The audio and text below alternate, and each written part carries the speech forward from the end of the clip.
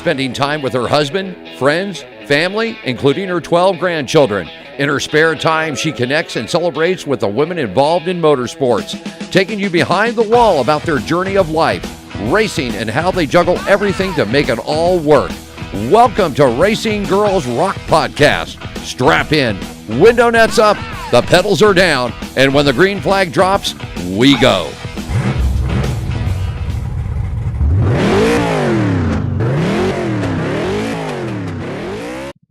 Good evening, everyone, and welcome to Racing Girls Rock Podcast.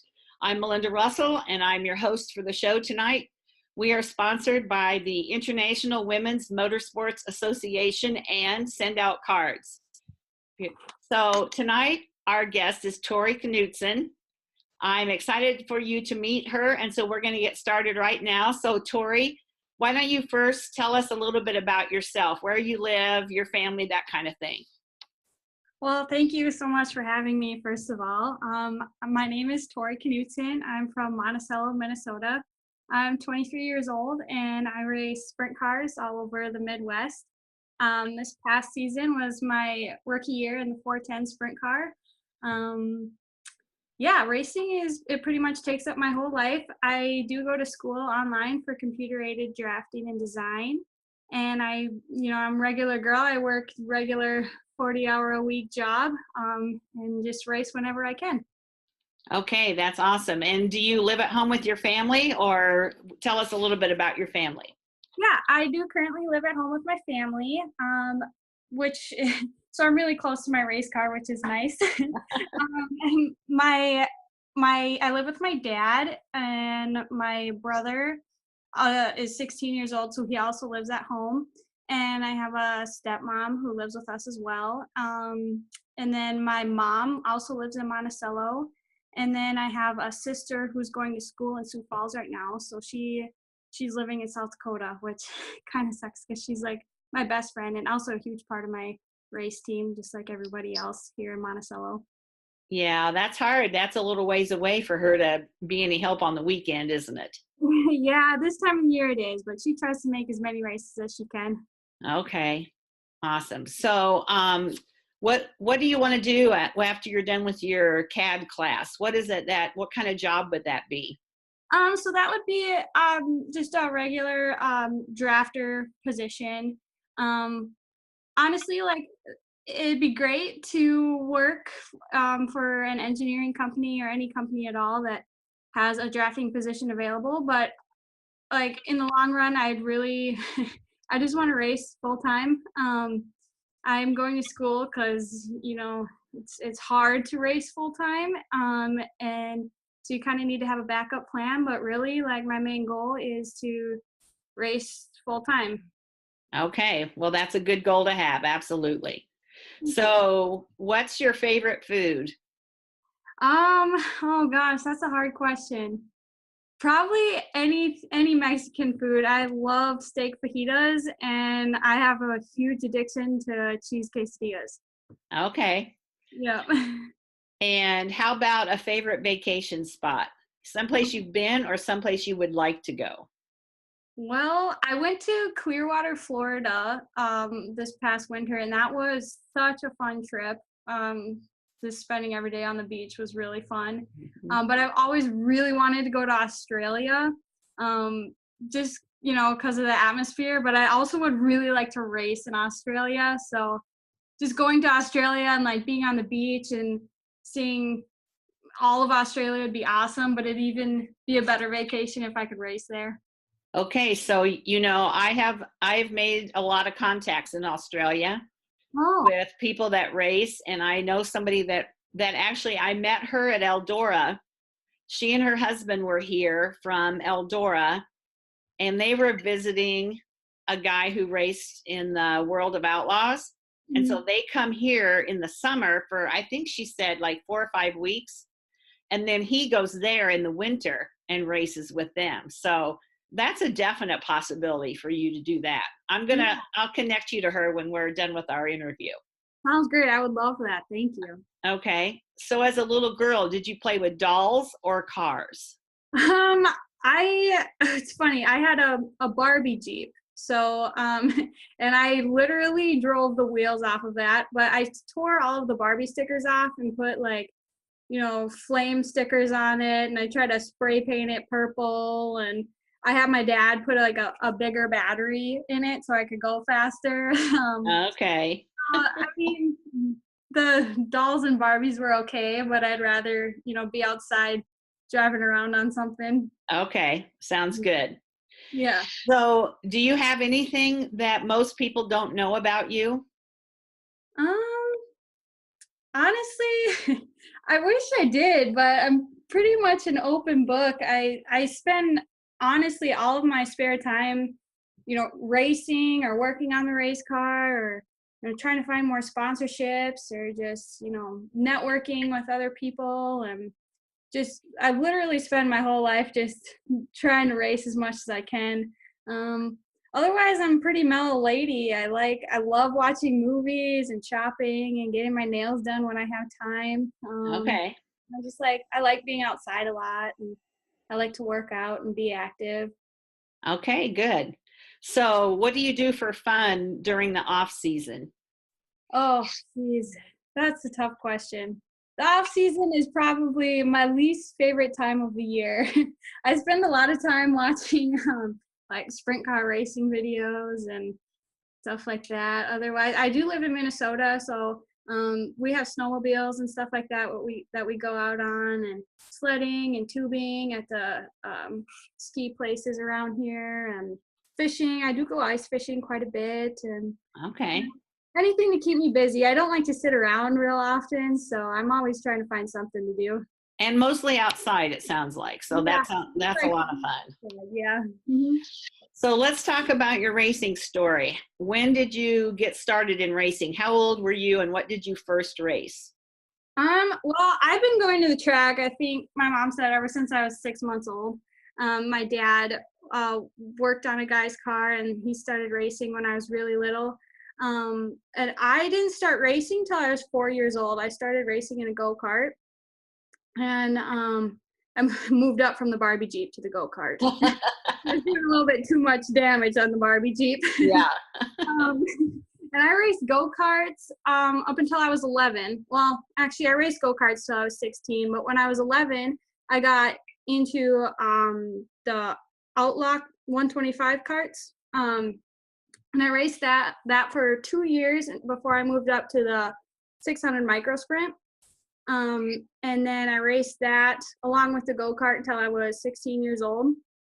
And in that time, I also did race BMX bikes during the off season of sprint cars. So that kept me busy for a while during the off seasons when I was younger. But then when I was 16, I got into the full-size sprint car. I started in a 360 at Arlington Raceway, which is where I grew up racing go-karts and all that good stuff. Those guys are pretty much family to me. Mm-hmm. And then a few years later, Arlington switched to 305s. So we put a 305 in my car, and then we started racing at Jackson Motorplex some, and just other 305 races that are local and close by. And then last year, we decided to move back up to the 360 class, just because, well, my ultimate goal was to race a 410. So we decided to put a little bit more horsepower under the hood. And I raced the 360 last year and had a really good season. And then at the end of the year last year, we just came across the deal of a lifetime on a 410 motor and decided to just take a chance and go 410 racing. So I did a couple races last year with the 410, and then this season I've been racing a full season with 410 motor. Okay, so you're at where you wanted to be. So how big of a difference was it going from the 360 to the 410? To be honest with you, I underestimated that jump quite a bit, because from the 305 to the 360, I couldn't tell that much of a difference. And I was like, okay, well, this isn't too bad. So I was thinking, the jump from the 360 to the 410 wasn't going to be terrible, but it turns out there's a lot more extra power, and it was quite the jump. You could tell quite the difference, which I think was the hardest part for us to adjust to this season, just because it changes, how you set up the car and how I drive the car, and all of that with just, it's just an insane amount of power for such a light car. So it's been a lot to adjust to, but I couldn't be happier with how much progress we've made throughout this season. So we're getting there. Yeah, and if you don't take the leap, it's never going to happen. So exactly. So yeah, take the leap and go slow and learn what you need to learn, and that's a good plan. Yeah, it's been really good so far. Like I said, we've had our struggles, but we've also, we can end the season now saying that we've done as good as we possibly could, and we've gave everything our best this whole season, and I couldn't ask for anything better than that. Absolutely. That's a good season. Yeah. So, do you have any marketing partners? And if so, would you want to mention them so they get some publicity? Yes, of course. We would not be here without our sponsors. They, without them and my family, we wouldn't be racing all season long. So yeah, my sponsors are Minnesota Native Landscapes from Otsego, Minnesota, Full Throttle Graphics from Clark, South Dakota, Ken Howiller Roofing, LLC from Clearwater, Minnesota, R&W Welding from Osseo, Minnesota, and ASI Racing Products from St. Michael, Minnesota, right next door to us here. Okay. Yeah, and then of course, like my family, my mom, my dad, my sister, my brother, my stepmom, my stepbrother, they support me unconditionally. Whether they can't be at the track or not, if I ask them for something, help in any way, they're always willing to help me. So yeah, you definitely need those marketing partners, but even more importantly, you need your family behind you for sure. Yep, exactly. And all of them together creates a pretty unbeatable team. So sounds like it. Yeah. So what is your most memorable moment so far in racing? So you started at like 4 years old and you're 20, what'd you say? 23. So you've raced almost 20 years. Yeah, it's crazy to think about. There has definitely been some record book moments throughout the years in all different classes. But I think probably the best one would be this season when I made my first World of Outlaw A main at Cedar Lake. It wasn't only just a World of Outlaw A main, but it was a 41 lap race for Jason Johnson too. So that was pretty cool. Ever since I went to my first World of Outlaw race, I wanted to race with the World of Outlaws, and I got to race with the World of Outlaws at the beginning of the season, and that just, I was one happy camper at that point. And then to make a World of Outlaw A main was seriously just a dream come true.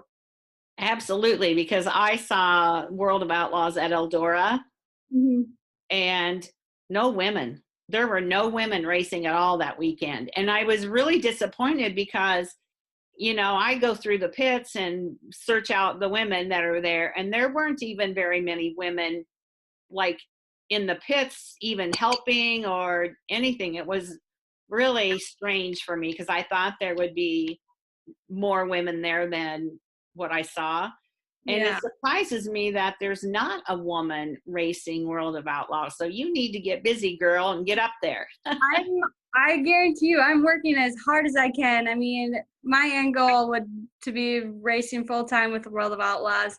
I have a lot to figure out and a lot to upgrade and just learn before I get there, but I'm not going to stop until I get there. That's my end goal. So okay, good. I'm glad to hear that. That makes me feel better because I just, everywhere I go, there's women in racing except for that. And so we need to break that barrier. Yeah, it's very male dominant sport. And the World of Outlaws are the best of the best, sprint car racing. And I think best of the best drivers in, racing in general. Just the competition and the talent is unbeatable. So it's just a really hard group to race with, but they're also the best teachers you could possibly ask for to race next to. So yeah, really great guys, and I really like racing with them, and I hope to race more with them. Okay, good. I'm going to keep my eye on you about that. So who inspired you to start racing at the very beginning? You're 4 years old. So, yeah. Who got you out there first? Probably your dad, I'm guessing. Well, it helped that my dad raced. And he raced at Arlington Weekly, and Arlington had just a weekly go-kart program that they ran before the big races. And honestly, though, I've heard that my mom told my dad that we need to get me a go-kart. I guess my dad was a little bit hesitant, but his friend had a good deal on a go-kart. So we bought it, and, we didn't really know what to expect. I don't know how much my dad knew about, go-karts or, anything like that. So we just kind of, took a chance there and put me, the 4-year-old Tori, in a go-kart, and just kind of kept taking chances as the season went on and kept learning, and I fell in love with it right away. So I think that kind of helped my mom and dad continue to help me get out on the track and race. And yeah, I mean, I'm not gonna lie, on the throttle linkage on the motor, my dad put like a string of zip ties probably 2 inches long, so I couldn't push the gas pedal all the way down. And I think to this day, I still make him a little nervous in the sprint car, wishing that he could probably put some zip ties on my throttle linkage. But Yeah. and after every single race, he'd take one zip tie off, and it just kept going. And then finally, I didn't have any zip ties, and I could go as fast as the motor let me. And yeah, that was just kind That's of pretty funny. Yeah, joint effort between my mom and my dad. I think my mom convinced my dad that it was Okay. and my dad just kind of See, usually it's the dad that pushes the kids into the racing. So that's nice to hear that your mom was the one. Yeah. No, it was. I think I probably would have ended up in a go-kart no matter what. I just think my dad just needed a little bit of convincing to put his 4-year-old in a go-kart. Yeah. So I was going to ask you, and you already said it makes your dad nervous, but now when you're out there with the 410s, how nervous are your parents when you're racing? They try and tell me that they don't get that nervous. My sister, who stands next to them, tells me a different story. Well, actually, my mom is pretty honest. She says that she gets pretty nervous sometimes.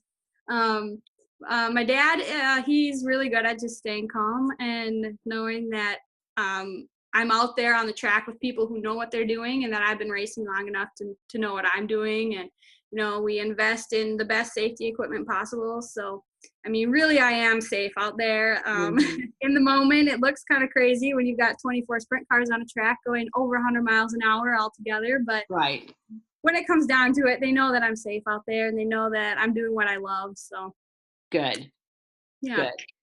So who helps you on race day with your car then? I'm sure your dad's there. Who else is there pretty consistently? Yeah, so my dad doesn't miss a race. He's there all the time helping me. He does most of the setups on the car, and I mean, I help him as much as I can. But he does the majority of the setups and is my crew chief, so to say. My sister is there a lot just for moral support, or if I ask her to put tear-offs on my helmet or help buckle me in the car, she's there as much as she can be. Same with my little brother. He races mountain bikes this time of year, so he can't make it to every race, but he's there as much as he can. He carries fuel jugs with me through the pits, and pushes me up to staging with the four-wheeler and all that. So he's there a lot. My mom is there a lot.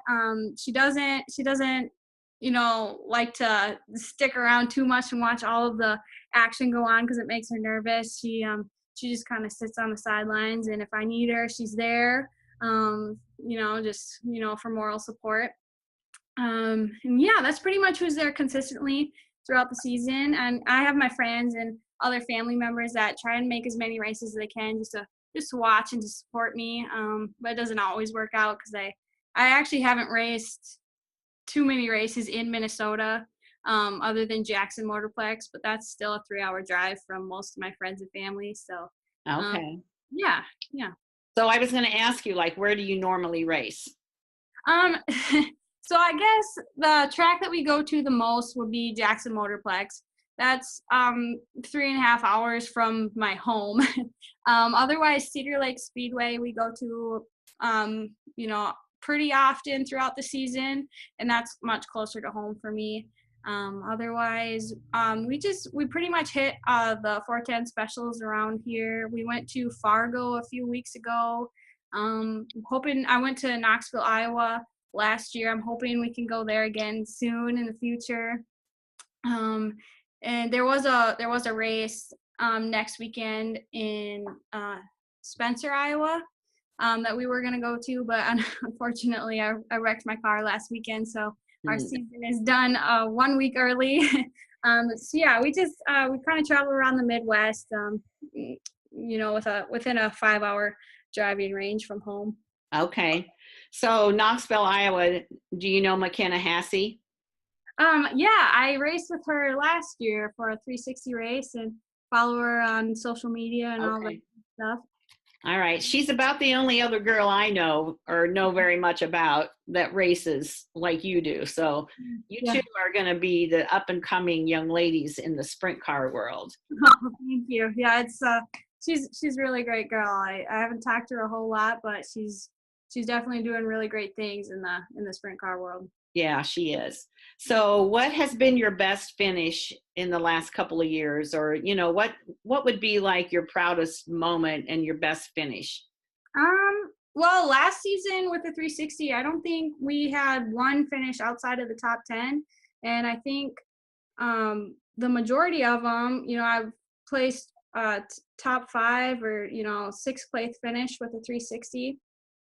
So that was a really good, consistent 360 season last year. I was really proud of how consistent we were, because the competition is really tough around here. Let's see. This season, I mean, it's hard to look at this season as far as results, just because of the competition you're racing with is just incredible. I was really proud to make that World of Outlaw A main. I could have finished dead last and I would have, just been through the rough, still would have been through the rough. I think I ended up finishing 20th or 21st. And while that sounds like, a way far back place finish, I'm still so proud of that. Like it gives me room to improve for sure. And I definitely hope to get that top 10, top 5, or, 410 win, here soon. But right now that's pretty much the icing on the cake, is just being able to finish, the full 41 laps of that World of Outlaw A main. Yeah, absolutely. Because unless you've seen those cars race, you really don't have an idea of what it's like. And they zip around that track. Yeah, I could tell somebody, hey, I finished 21st at this World of Outlaw race, and they could say, oh, okay, like, good for you. That's great. But unless who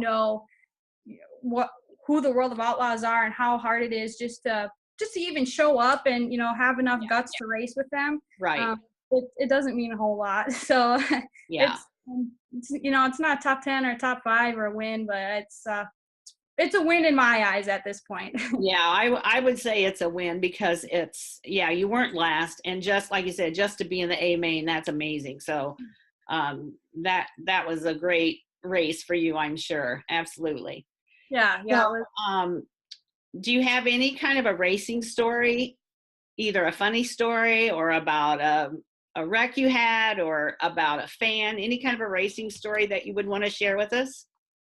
Well, I had a wreck when I was 16 years old. It was actually the first race that I convinced my mom to go see. So she's super supportive, like I said, but like I also said, she's very nervous. And when I was 16 years old, she always said, I support you. I love that you're following your dreams, but I cannot watch you. I can't go to the races. And I'm like, you know what, Mom? Like, I get it, but you should really come.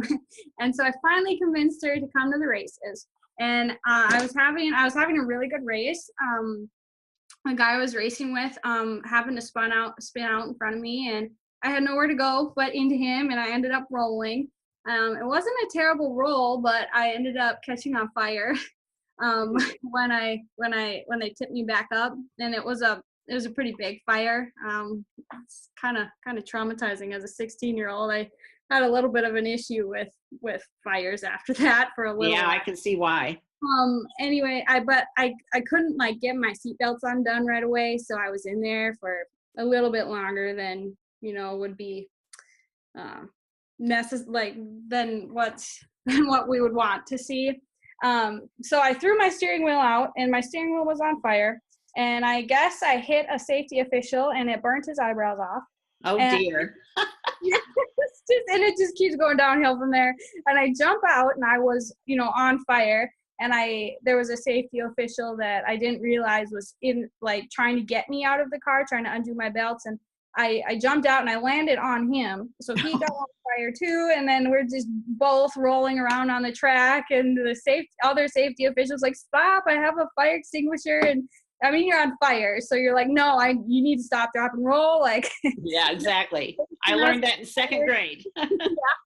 They're chasing us with a fire extinguisher and we're rolling around and my car is still on fire. And so, I mean, it's a funny story. It kind of sucks. I laugh about it now. At the moment, it was not fun. But now I think about it and I just laugh at how much of a train wreck that was.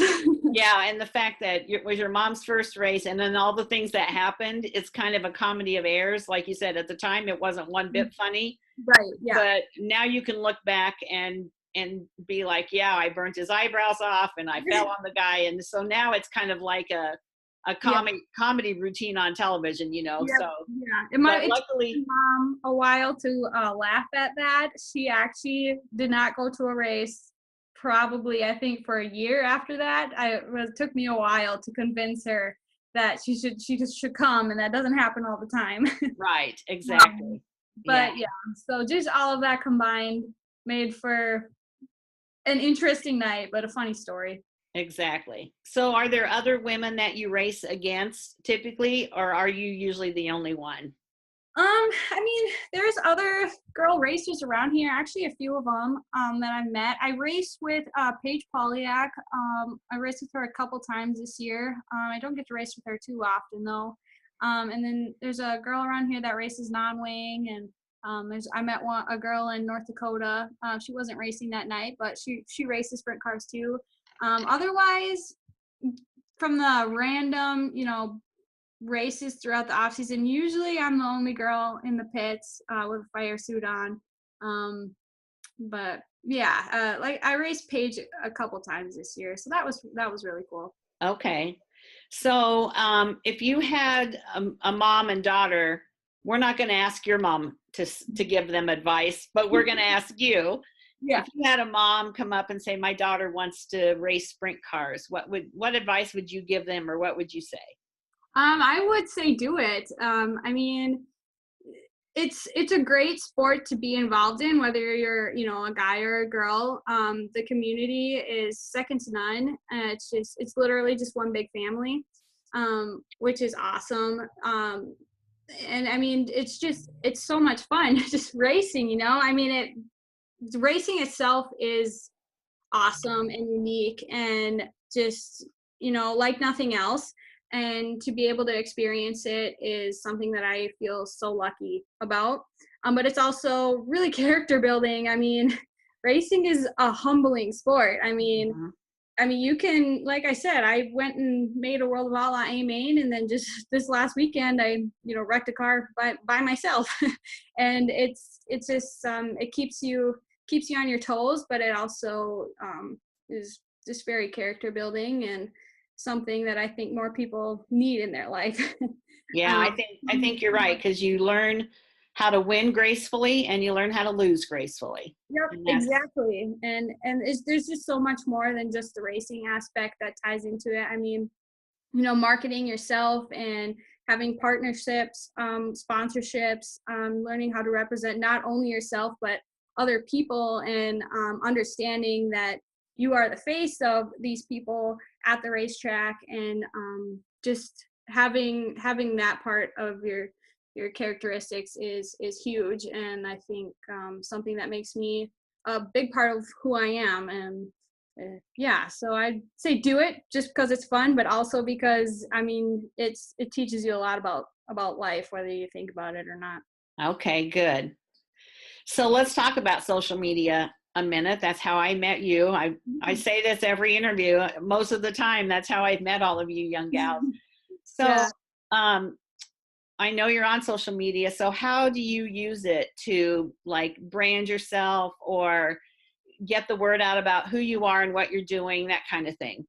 Well, I have a racing Facebook page, which I post all of my updates and where I'm going to be racing. I started that just because I had people at the races asking, like, where are you going to be next? Like, I don't usually come to the races, but I'd love to follow you. And I had nothing to, tell them. Like, I didn't have a physical schedule to give them, or anything that besides, like, here's my phone number, and just call me. So I made a racing page when I was 16, and I just started by posting my updates and where I was going to be next, and it turned into something that I realized that I can market my racing on, and my sponsors. It's a huge thing that I can tell my sponsors, I have this many followers, and with your sticker on the card, all these people that see my pictures will see that too. And so that's a really cool thing.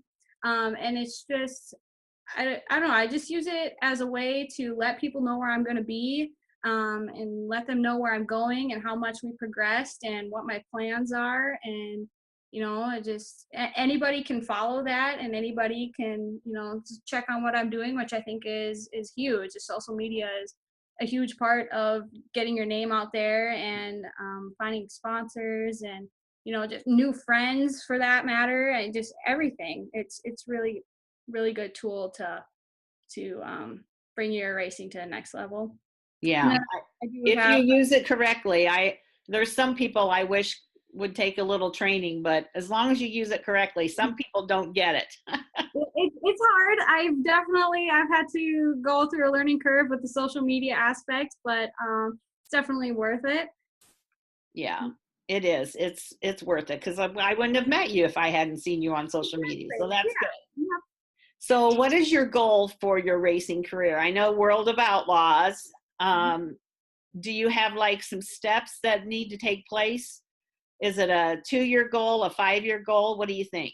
Honestly, I think it's realistically a 5-year goal. I have a lot to do within those 5 years.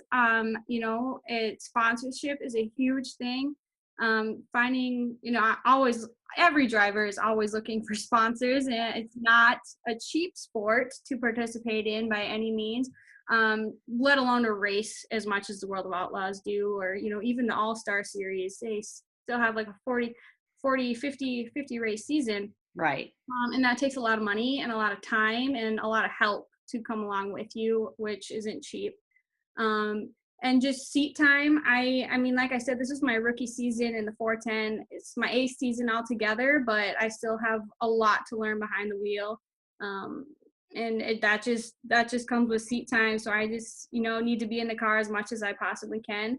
And, just working with my dad on how to get the car to keep handling good and better. And, just looking at things of where can we improve on, where are we good right now? Kind of things, just weighing out the things that we've executed well on and the things that we need to improve on, and just finding help to come with to all these races is hard, because not everybody can just give away their Fridays and Saturdays and then Mondays to go race until 2 a.m, and that's a lot to ask of people. So it all comes down to seat time and sponsorship, and just keep on moving forward, really. Yeah, you're right. Yeah. So what is your very favorite part of being a race car driver? Honestly, I think the challenge of it all is my favorite. There's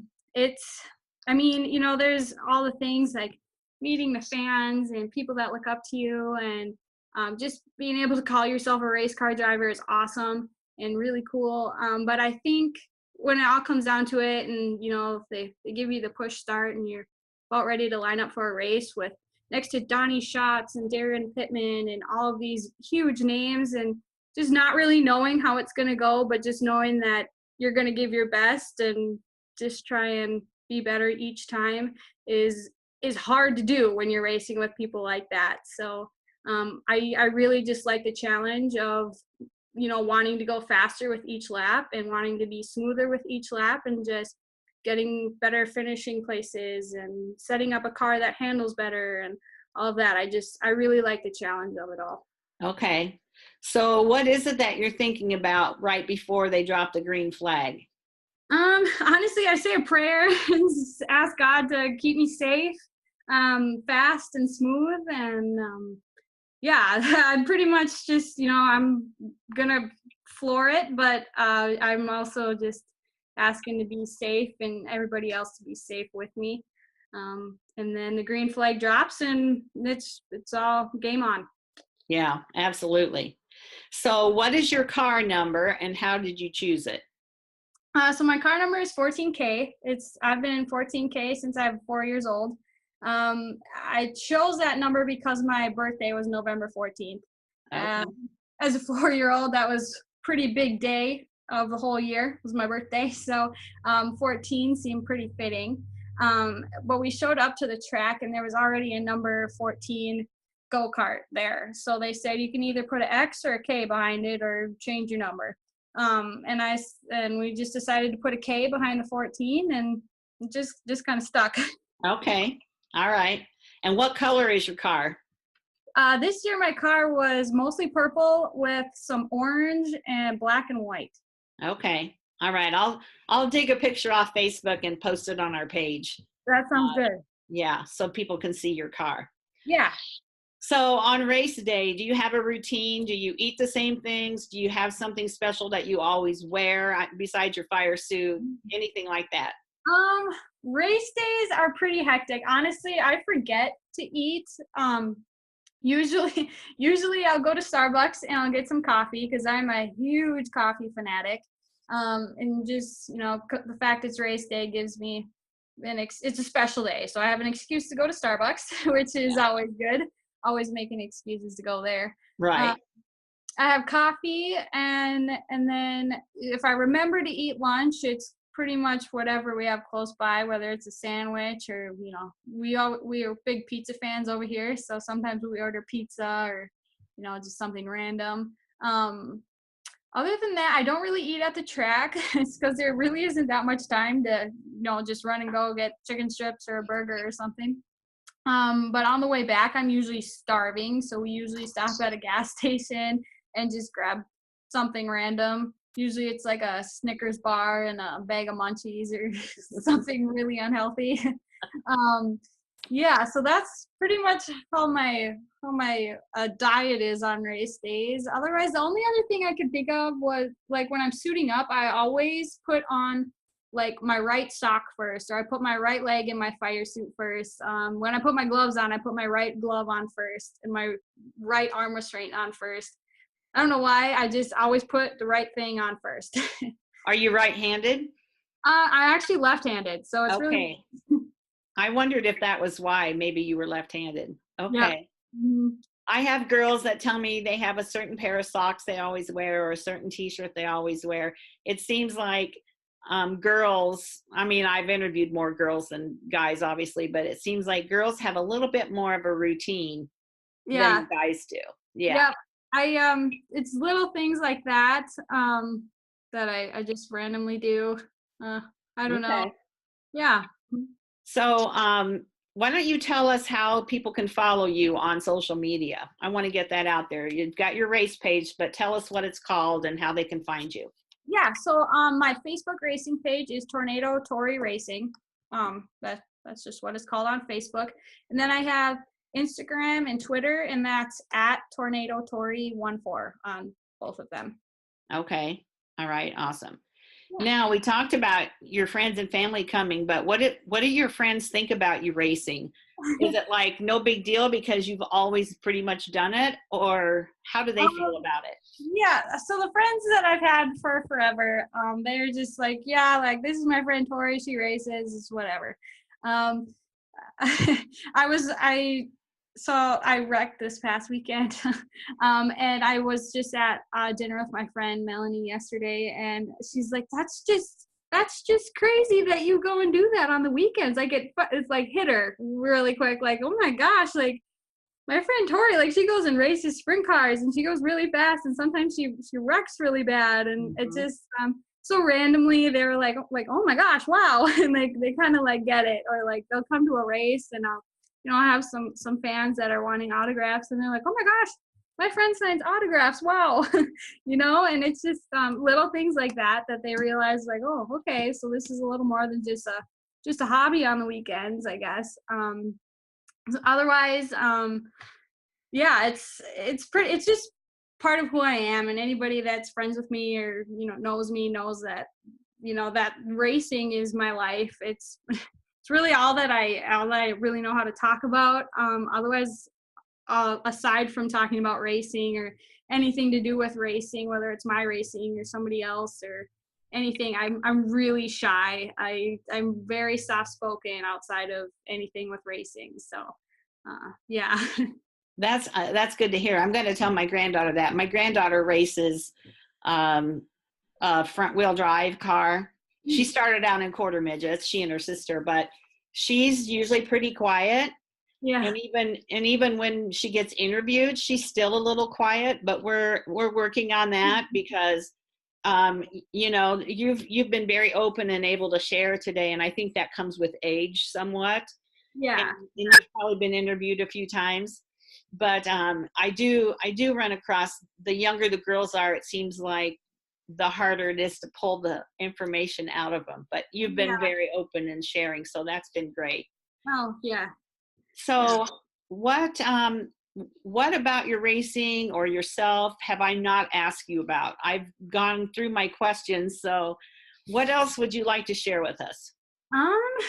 Oh gosh, that's a really tough question right there. Geez, I don't know. I mean, do you have a favorite driver?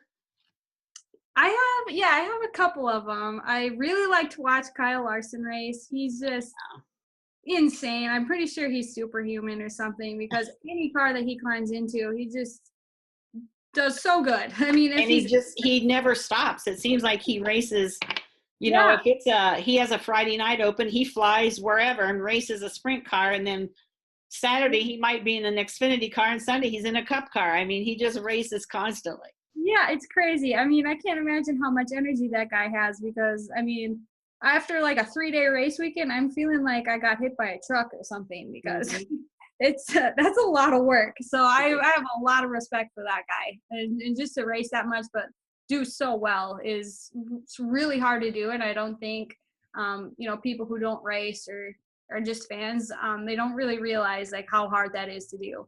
I agree. I have a lot of respect for him.